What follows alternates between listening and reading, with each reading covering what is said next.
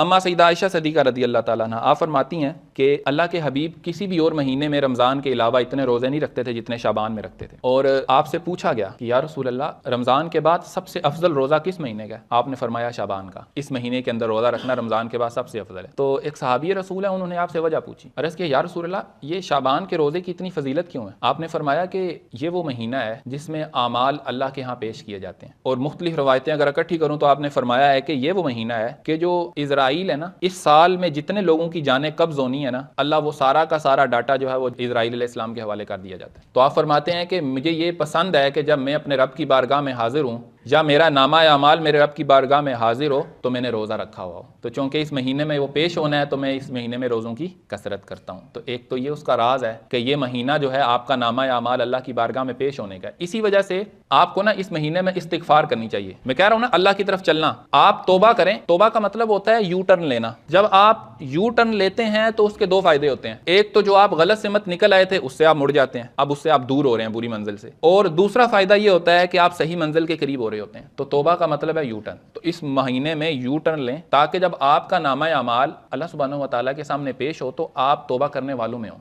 आप बातिल की तरफ जाने वालों में ना हो। हफ्तावार लेक्चर में शिरकत के लिए अपने करीबी बुरहानिया के सेंटर में तशरीफ़ लाएं।